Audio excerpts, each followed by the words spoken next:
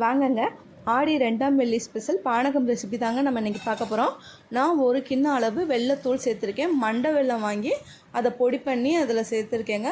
ஒரு 2 டம்ளர் அளவு தண்ணி சேர்த்து நல்லா கையை வச்சு கரைச்சிக்கலாம். கரைச்சிட்டு உரமாக எடுத்து வச்சிடலாம். அப்போ தான் அதில் இருக்க மண் அந்த துகள்லாம் வந்து கீழே தங்கும். பாருங்கள், நான் இந்த சைஸ் அளவு எலுமிச்சம்பழம் 1 எடுத்துருக்கேங்க. அதை நல்லா பிழிஞ்சிக்கலாம். அடுப்பு இடம் பத்தலைன்னு சொல்லி தாங்க அடுப்பு மேலே வச்சுருக்கேன். அடுப்பு பற்ற வைக்கலை.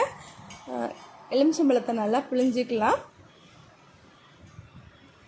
பாருங்கள், இந்த ரெசிபி வந்து உடம்புக்கு வந்து ரொம்ப சத்தானது. நீங்கள் காலையில் ஸ்கூலுக்கு பிள்ளைங்க கிளம்புறதுக்குள்ளாரே சட்டுன்னு பண்ணி நம்ம வந்து அம்மனுக்கு பிரசாதமாக படைச்சிட்டு நம்ம பிள்ளைங்களுக்கும் கொடுத்துடலாம். அன்றைக்கி ஃபுல்லாக பிள்ளைங்க நல்லா எனர்ஜியாக இருக்குங்க. நான் இன்னும் 2 டம்ளர் தண்ணி வந்து அந்த எலுமிச்சம்பழச்சாரோடு சேர்த்துக்கிறேன்.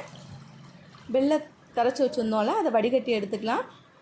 1/2 ஸ்பூன் அளவு ஏலக்காய் தூள், 1/2 ஸ்பூன் அளவு சுக்குத்தூள் போட்டிருக்கேங்க. நீங்கள் ஏலக்காயும் சுக்கும் இருந்துச்சுன்னா தட்டி போட்டுக்கலாம். என்கிட்ட பவுடர் தான் இருக்குது, அதனால் அதை சேர்த்துருக்கேன். அந்த எலுமிச்சம்பழத்தையும் அதோடய சேர்த்து போட்டுருங்க. அப்போ தான் நம்ம கோயிலில் குடிக்கிற அந்த எஃபெக்ட் இருக்கும். அவ்வளோதாங்க, நல்லா கலந்து விட்டுறலாம். நான் வந்து நல்லா வெல்லம் வாங்கியிருக்கேங்க, அதனால தான் கொஞ்சம் கலர் கம்மியாக இருக்குது. மற்றபடி வேறு ஒன்றும் இல்லை. உங்களுக்கு இனிப்பு பத்தலைன்னா இன்னும் கொஞ்சம் வெல்லம் சேர்த்துக்கலாம். நம்ம அடுத்த வாரம் என்ன ரெசிபிங்கிறத போடலாம். என்னோடய சேனல் உங்களுக்கு பிடிச்சிருந்துச்சின்னா லைக் பண்ணுங்கள், ஷேர் பண்ணுங்கள், மறக்காமல் சப்ஸ்கிரைப் பண்ணி வச்சுக்கோங்க. நான் வாரம் அம்மனுக்கு என்ன படைக்கிறேன்னு எல்லா வீடியோவும் உங்களுக்கு நான் ஷேர் பண்ணிக்கிட்டே இருக்கேங்க. தேங்க்யூ.